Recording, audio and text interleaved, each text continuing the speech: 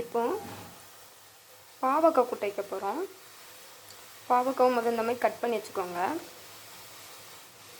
அப்புறம் ஒரு குழிக்கரண்டி அளவு ரீஃபைண்ட் ஆயில் ஊற்றிக்கோங்க. அதில் கொஞ்சம் கடுகு உளுந்தம் பருப்பை சேர்த்துக்கோங்க. கடுகு உளுந்தம் பருப்பு பொரிஞ்சதும் கருவேப்பிலை சேர்த்துக்கோங்க. கருவேப்பிலை நல்லா பொரிஞ்சது 2 வத்தல் இந்த மாதிரி பிச்சு போட்டுக்கோங்க. நல்லா வத்தல் நல்லா வதங்கினதுக்கப்புறம் பாவக்காவை போட்டுக்கோங்க. இந்தமாரி நல்லா வதக்கிக்கோங்க. அப்போ தான் அதோட கசப்பு போகும். தேவையான உப்பு சேர்த்துக்கோங்க. அப்போ தான் சீக்கிரம் வதங்கும். நல்லா வதங்கினதுக்கப்புறம் ஒரு பிஞ்ச் அளவு மஞ்சத்தூள்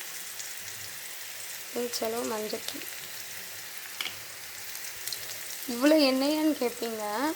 பாவக்காய்க்கு கொஞ்சம் எண்ணெய் ஊற்றி நம்ம கிண்டுனா தான் கசப்பு அதிகமாக இருக்காது. நமக்கு சாப்பிட டேஸ்ட்டாக எம்மியாக இருக்கும். 1/4 ஸ்பூன் மிளகாத்தூள். உங்களுக்கு உரைப்பு எவ்வளோ வேணுமோ அதுக்கு தகுந்த மாதிரி நீங்கள் மிளகாத்தூள் சேர்த்துக்கோங்க. நாங்கள் உரைப்பு கம்மியாக தான் சேர்த்தோம். அதனால் 1/4 ஸ்பூன். பாவக்காய் அதிகமாக இருந்துச்சுன்னா நீங்கள் கொஞ்சம் மிளகாத்தூள் சேர்க்கலாம். 1/2 ஸ்பூன் தனி மல்லித்தூள்.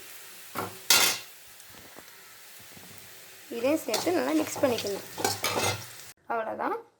நம்ம மசாலா மிளகாத்தூள் மல்லித்தூள் எல்லாம் போட்டு கிளறி இறக்கியாச்சு. இப்போ இதை நீங்கள் சாப்பிட்டு பாருங்கள். கசப்பு இருக்காது, டேஸ்ட்டு நல்லாயிருக்கும்.